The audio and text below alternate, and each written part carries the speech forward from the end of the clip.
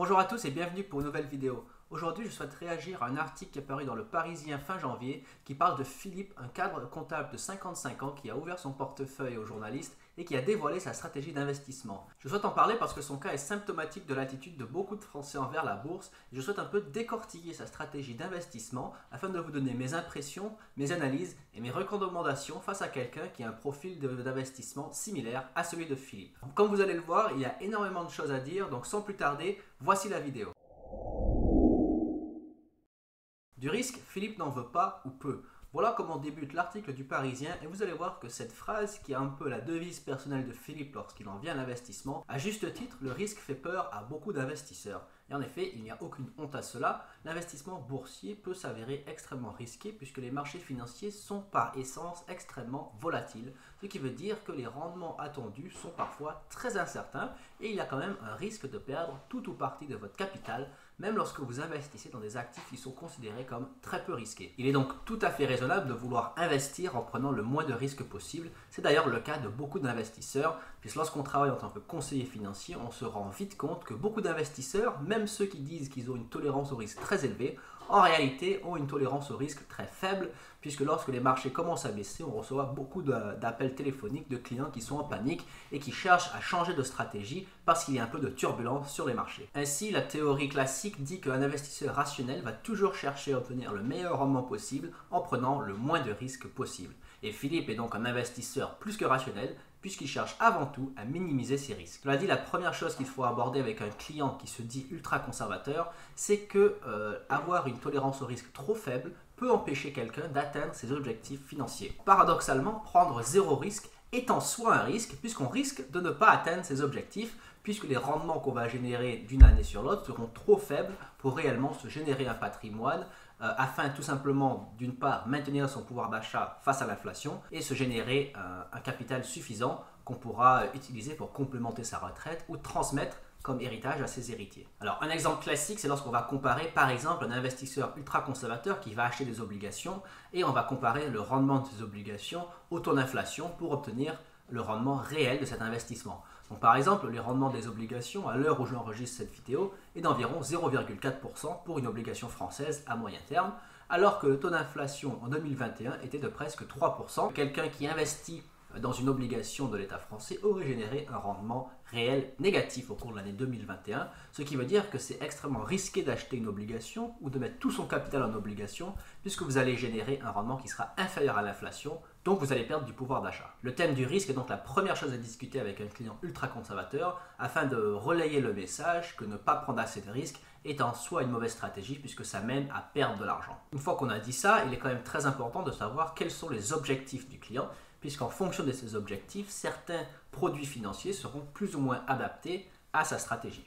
Alors Philippe nous dit que son objectif d'investissement est de se prémunir contre les coups durs d'une part, et deuxièmement de donner un coup de pouce à ses enfants qui vont bientôt entrer dans la vie active. Ce sont deux objectifs qui sont donc partagés par des millions d'investisseurs à travers le monde. Alors par contre, il est important à préciser à Philippe que se prémunir des coups durs n'est pas à proprement parler un objectif financier d'investissement. En fait, sans le savoir, Philippe fait référence à ce qu'on appellerait plutôt l'épargne de précaution, qui est connue dans les milieux des finances personnelles comme un fonds d'urgence. Alors un fonds d'urgence, c'est une somme d'argent qui est mise de côté sur un compte épargne, une somme à laquelle on ne touche pas et qui existe vraiment pour faire face aux coups durs de la vie, comme par exemple une perte d'emploi inattendue, une réparation importante d'une voiture ou un problème de santé qui engendre des frais médicaux très importants. Un fonds d'urgence sert donc à se prémunir des coups durs, pour reprendre les termes de Philippe. En général, les experts en finances personnelles préconisent d'avoir un fonds d'urgence qui est constitué au minimum de 3 mois de dépenses mensuelles ou au maximum, pour les investisseurs plus prudents et plus conservateurs, 6 mois de dépenses mensuelles. Donc pour quelqu'un comme Philippe qui a un profil d'investisseur ultra conservateur, on va plutôt se pencher vers 6 mois de dépenses mensuelles qu'il devra mettre de côté sur un compte épargne et une somme encore une fois qu'il ne devra pas toucher pour se prémunir des coups durs. Donc par exemple, si Philippe dépense 2500 € par mois de frais courants, on pourrait lui conseiller d'avoir un fonds d'urgence constitué d'environ 15 000 €, une somme qui serait donc suffisante pour faire face aux imprévus de la vie. Et également qui va apaiser sa conscience et qui va lui permettre de bien dormir le soir, puisqu'il aura un coussin de sécurité sur lequel se reposer en cas d'imprévu. Et d'ailleurs, je conseille à tous les investisseurs qui veulent se lancer en bourse d'avoir un fonds d'urgence qui est constitué au minimum de 3 mois de dépenses afin justement de pouvoir se lancer en bourse sereinement, puisque la pire chose qui puisse arriver, c'est que vous avez un imprévu et vous êtes obligé de liquider vos investissements pour faire face à cet imprévu financier, et cela peut mettre en péril votre stratégie d'investissement à long terme. Alors pour en venir maintenant au deuxième objectif de Philippe, qui est de donner un coup de main à ses enfants, cela est également un objectif qui est partagé par beaucoup d'investisseurs, et on peut implémenter différentes stratégies pour parvenir à cette fin, et on verra donc au fur et à mesure qu'on va progresser dans cet article, on va pouvoir donner des recommandations personnalisées à Philippe pour son cas, mais je vais également donner des recommandations plus générales pour les autres investisseurs qui souhaitent faire de même. Alors dans le cas des enfants de Philippe, Philippe nous dit qu'un de ses enfants va bientôt prendre son indépendance financière, donc son horizon d'investissement pour aider cet enfant est extrêmement court, et le deuxième enfant de Philippe a 14 ans, donc lui également il va certainement faire des études bientôt, donc l'horizon d'investissement est non plus pas très long, et on verra plus tard dans les chiffres que Philippe présente les sommes qui seraient éventuellement disponibles pour aider ses enfants.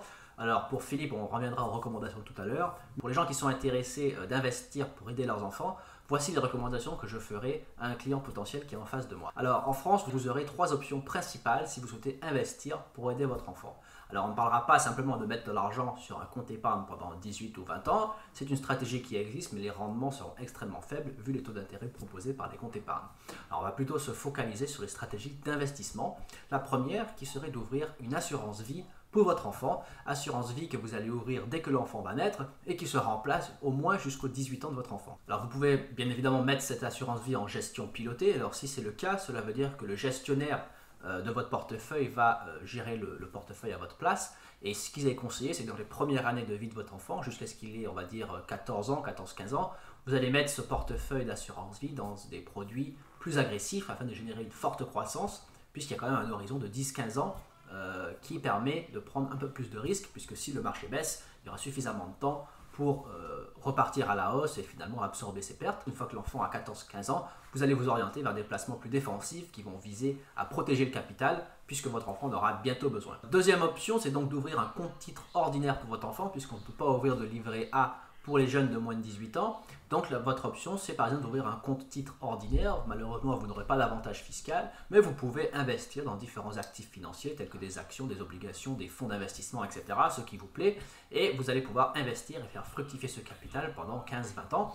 Encore une fois, je conseille une stratégie agressive dans les premières années et ensuite on se réoriente vers une stratégie un peu plus conservatrice de protection du capital une fois que l'enfant atteint 15-20 ans. Et enfin, la troisième option qui s'ouvre à vous, ça c'est pour une option vraiment à beaucoup plus long terme, c'est par exemple d'ouvrir un plan épargne retraite pour votre enfant, sauf que là, le seul inconvénient, bien que vous ayez les avantages de pouvoir bénéficier des intérêts cumulés et d'investir pendant une très longue période, c'est que votre enfant ne pourra pas toucher le capital jusqu'à ce qu'il prenne sa retraite, à moins de vouloir financer par exemple l'achat d'une maison principale. Là, il pourra retirer une partie de la somme afin de faire un apport immobilier. Donc vous pouvez aider votre enfant sur 2 fronts en ouvrant un PER, ça lui permet d'épargner pour la retraite et éventuellement de pouvoir faire un apport immobilier. Voilà donc à peu près les 3 options qui s'ouvrent à vous pour aider vos enfants à s'insérer dans la vie active via le biais de l'investissement. Alors dans le cas de Philippe, comme on a dit, ses enfants sont déjà assez vieux, donc il n'y a pas vraiment un grand intérêt à implémenter ces stratégies-là. Il pourrait éventuellement ouvrir une assurance vie pour son fils de 14 ans et mettre en gestion pilotée avec un profil de risque modéré. Mais pour l'enfant de 23 ans, malheureusement, il n'y a pas énormément de choses à faire. Il pourrait éventuellement ouvrir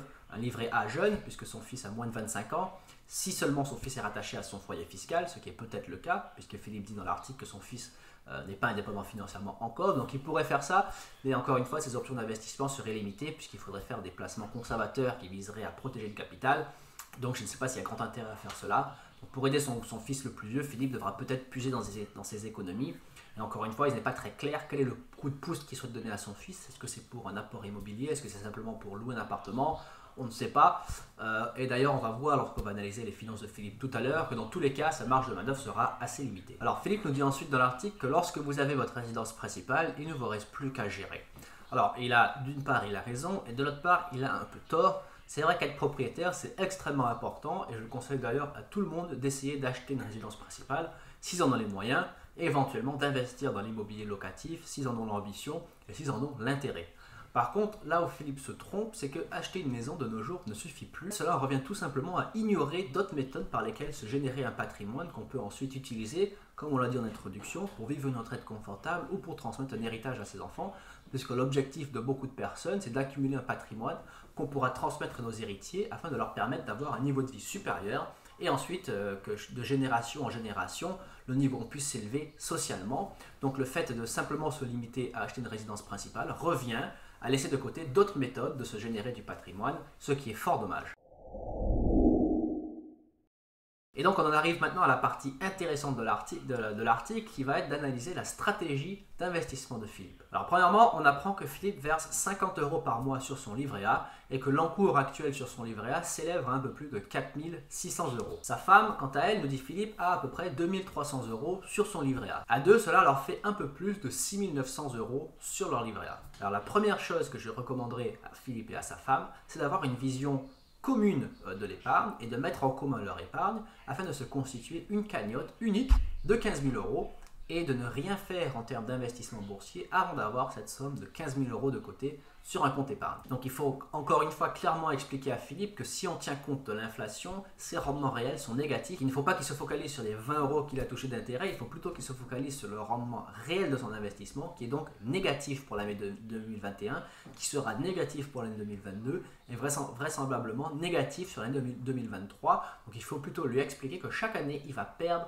un certain pourcentage de son capital, même s'il ne le voit pas physiquement sur la ligne de son compte bancaire. En réalité, il perd de l'argent de manière invisible à cause du phénomène qui est l'inflation et tous les économistes nous expliquent clairement que l'accélération s'accélère et d'ailleurs Philippe aussi a dû s'en rendre compte lorsqu'il va au supermarché ou lorsqu'il fait un plein d'essence.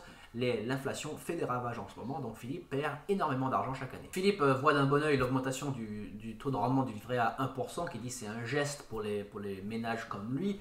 Mais encore une fois, il faut qu'il se rende compte que le livret A n'a pas du tout vocation à générer du patrimoine et qu'il ne faut pas attendre que le gouvernement, miraculeusement, lui donne des taux d'intérêt exceptionnels qui lui permettraient de générer beaucoup d'argent de ce genre de biais. Donc il faut absolument que Philippe s'enlève cette idée de la tête. Alors déjà que le constat n'est pas forcément fameux, le pire est à venir, puisqu'on apprend ensuite dans le reste de l'article que Philippe retire souvent l'argent qu'il y a sur son livret A pour financer des diverses dépenses, comme acheter de l'électroménager ou partir en vacances. Donc en fait, Philippe utilise son livret A pour financer des dépenses courantes, ce qui est absolument catastrophique, et en suivant cette stratégie, il n'aura absolument jamais l'esprit tranquille. Il faut impérativement que Philippe fasse une séparation claire entre son épargne de précaution à long terme et l'épargne à court terme qui permettra de financer des projets. Le deuxième axe de l'investissement de Philippe, c'est donc de faire des versements de 50 € sur une assurance vie. Il a ouvert cette assurance vie il y a 10 ans et il a à peu près 9 000 € sur cette assurance vie. Philippe nous explique que son assurance vie a rapporté 4,5% en 2021 et il est donc assez satisfait de ce rendement parce qu'on va apprendre que c'est un rendement qui est un peu supérieur aux années précédentes parce qu'il a fait des changements sur sa stratégie d'investissement. Donc Philippe nous explique qu'il y a quelques années, son assurance vie était constituée à 90% de fonds monétaires, c'est-à-dire en gros des fonds d'obligations à très très faible risque et donc également à très très faible rendement. On peut donc s'imaginer que son assurance vie pendant des années a généré environ 1 ou 2, maximum 3% de rendement annuel, ce qui est extrêmement faible et qui est à peine plus que l'inflation sur la même période. En fait, en étant ultra conservateur, Philippe a raté la majorité des gains de la bourse sur la même période. Le S&P 500 a grimpé de plus de 200%, alors que Philippe a dû générer un rendement d'environ 30% sur 10 ans, ce qui veut dire qu'il a son approche ultra conservatrice lui a coûté environ 180 points de pourcentage de croissance. Et donc on en vient à un deuxième point extrêmement important lorsqu'il en vient aux stratégies d'investissement, c'est qu'au-delà de fait de ne pas vouloir prendre de risques, le deuxième facteur qui empêche les gens d'atteindre leur objectif financier, c'est le fait d'avoir un manque de connaissances. Et souvent ça c'est la faute un peu des conseillers financiers qui parfois ne prennent pas le temps d'éduquer leurs clients parce que certains prennent avantage de leur ignorance. Donc, heureusement, le gestionnaire de Philippe a réussi à le convaincre récemment de réduire la part de fonds monétaires de son portefeuille d'assurance vie et d'intégrer une part plus importante en actions, ce à quoi Philippe a finalement accepté, mais il veut tout de même conserver 70% de ses positions dans les fonds monétaires, ce qui veut dire qu'il a uniquement 30% de son portefeuille assurance vie qui est exposé aux actions. Donc c'est quelque chose qui aurait dû être fait depuis bien longtemps. En fait, le gestionnaire de Philippe aurait dû lui expliquer dès l'ouverture de son compte qu'il était important pour lui d'avoir une part en actions beaucoup plus élevée, puisque lorsque Philippe aurait ouvert son assurance vie, il aurait eu environ à la mi-quarantaine, 45 ans, ce qui lui aurait laissé un horizon d'investissement de 20 ans pour investir dans les marchés, de générer le plus de patrimoine possible. Donc malheureusement, à l'âge de 55 ans, Philippe a donc un horizon d'investissement beaucoup plus réduit. Et donc, il est très important que les conseillers financiers donnent et fassent le boulot d'éducateur aussi auprès des investisseurs afin de leur faire prendre conscience que ne pas prendre assez de risques est également une approche risquée et contre-productive qui peut vous empêcher d'atteindre vos objectifs financiers. Et d'ailleurs, on le voit, Philippe n'a que 9 000 € sur son assurance vie, ce qui est un montant très faible, et finalement, il a très peu de temps pour faire fructifier ce capital de manière importante. C'est quand même important de dire que dans le métier de conseiller financier, il y a beaucoup de conseillers complaisants qui finalement apprécient les clients qui ont très peu de connaissances, puisque cela leur permet de vendre des fonds qui ne sont pas forcément de bonne qualité, mais qui ont des gros frais de gestion.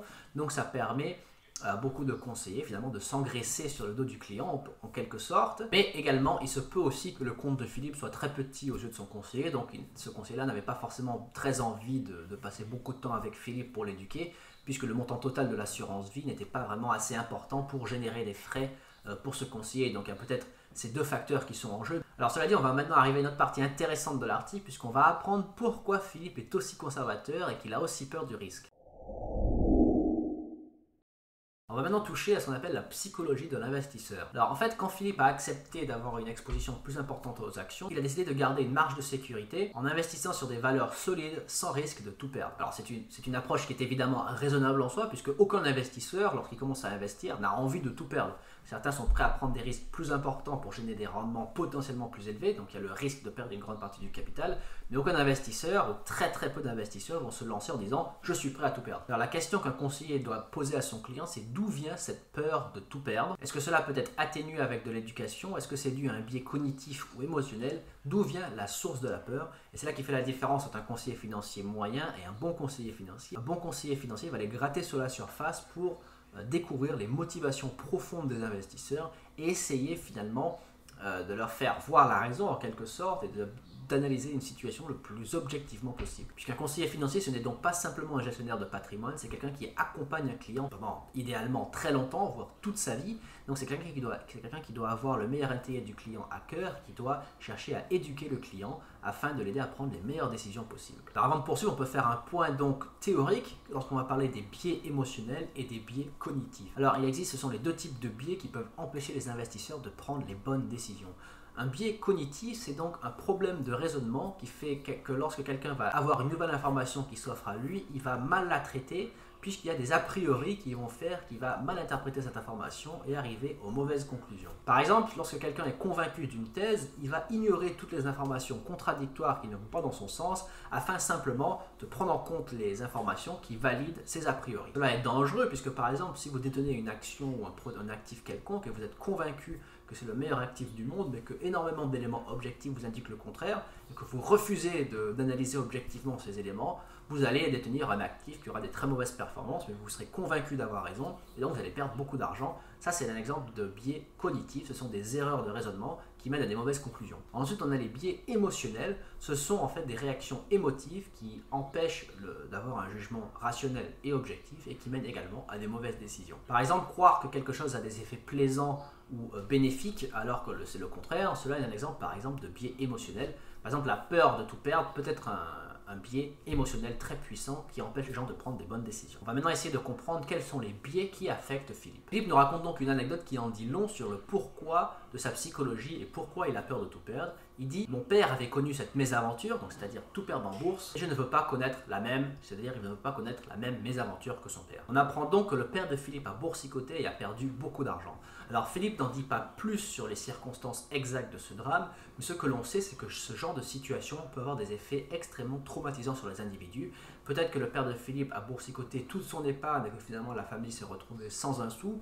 Et qui sait quelles sont les conséquences de ce genre de scénario? Peut-être que Philippe a dû renoncer à certains de ses rêves. On peut comprendre pourquoi Philippe a la psychologie qu'il a et pourquoi il a une telle aversion au risque. C'est en fait un traumatisme qui remonte non pas forcément à son enfance, mais lorsqu'il était un jeune adulte, il a vu son père tout perdre en bourse et donc logiquement il n'a pas envie de connaître le même sort. D'ailleurs, Philippe nous explique qu'en 2008 et 2010, il a essayé également de boursicoter, mais qu'il n'a pas eu des bons résultats, et donc il en conclut qu'il est très difficile d'obtenir quelque chose en bourse, puisqu'il faut savoir anticiper les hausses et anticiper les baisses, ce qui, selon lui, est extrêmement difficile et pratiquement impossible, donc il vaut mieux ne pas du tout s'aventurer. Alors Philippe a en partie raison, la nature volatile de la bourse fait qu'il est extrêmement difficile, voire tout simplement impossible, de bien pouvoir anticiper les hausses et les baisses et de faire ce qu'on appelle de l'investissement actif, d'acheter quand les cours sont au plus bas, revendre quand les cours sont au plus haut. Ça reviendrait à faire un peu du trading, Et comme je l'ai expliqué dans une autre vidéo, le lien que vous pourrez trouver dans la description, 99% des gens qui font du day trading perdent de l'argent. Donc Philippe a tout à fait raison, il ne faut surtout pas s'aventurer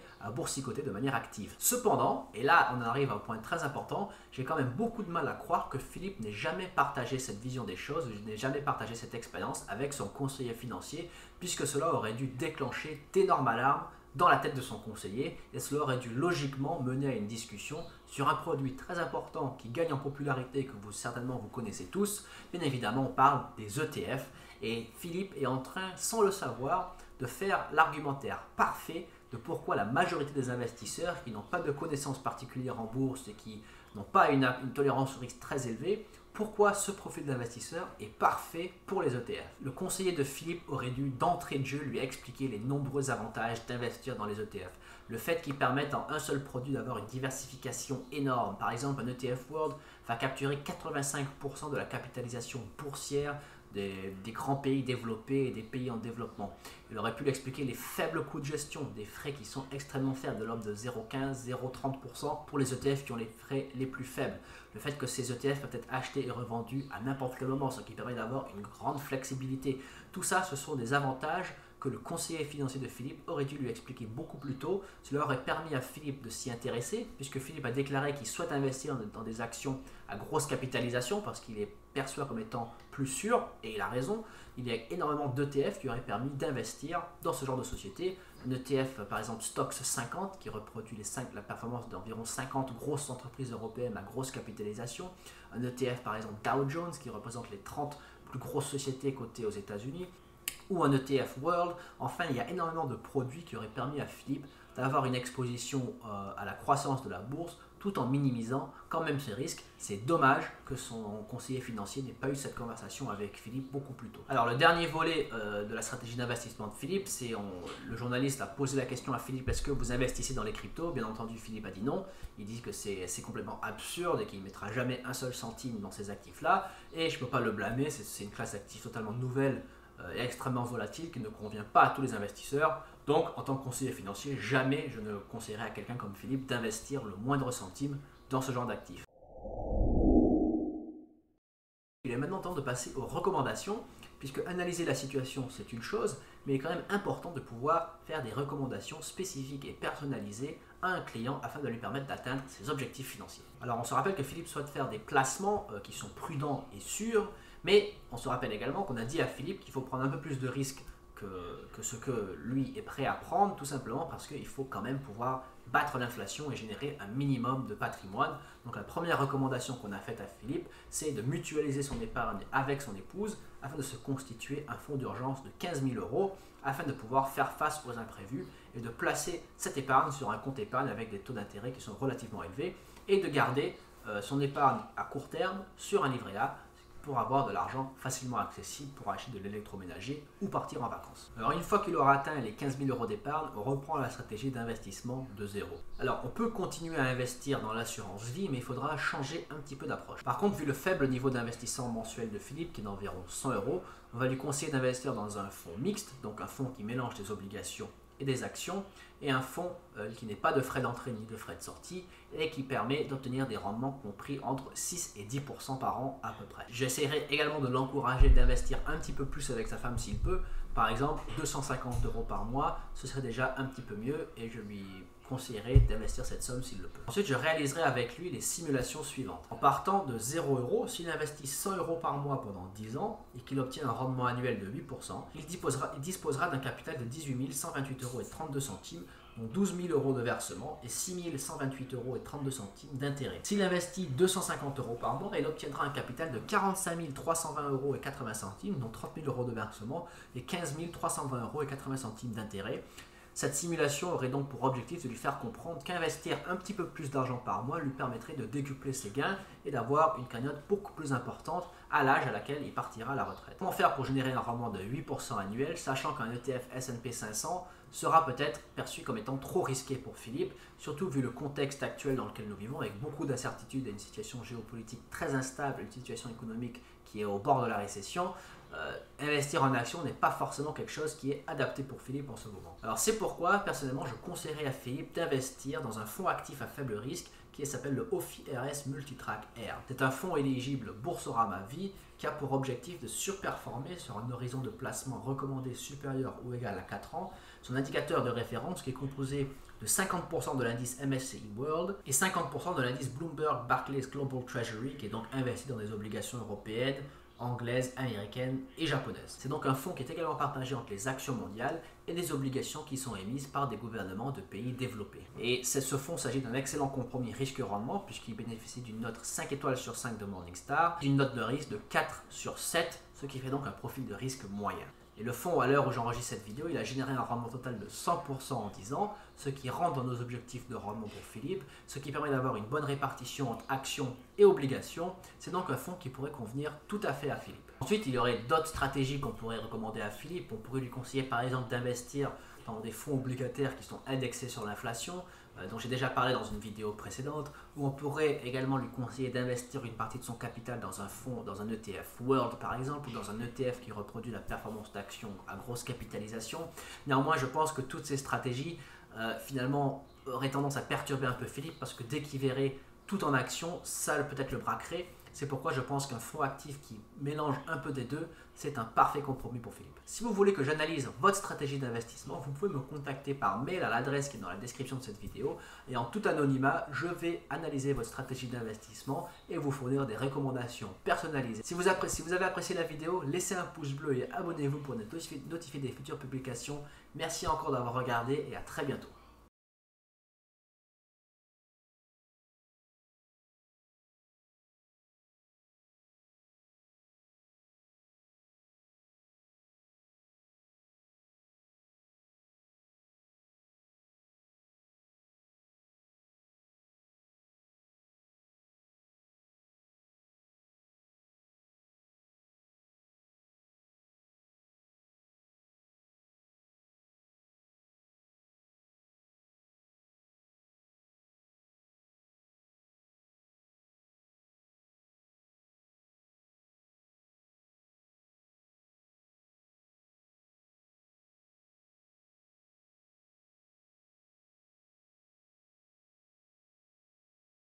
Bonjour à tous et bienvenue pour une nouvelle vidéo. Aujourd'hui, je vais analyser la stratégie d'investissement de Philippe, un cadre comptable de 55 ans qui a ouvert ses comptes au journal Le Parisien et qui a dévoilé sa stratégie d'investissement à long terme. Vous allez voir qu'il y a énormément de choses à redire dans cette vidéo, puisque l'attitude de Philippe est symptomatique de l'attitude de beaucoup de Français vis-à-vis de la bourse. Et vous allez voir qu'il y a beaucoup de choses à redire sur les stratégies que Philippe implémente, sur ses a priori vis-à-vis de la bourse, de sa psychologie.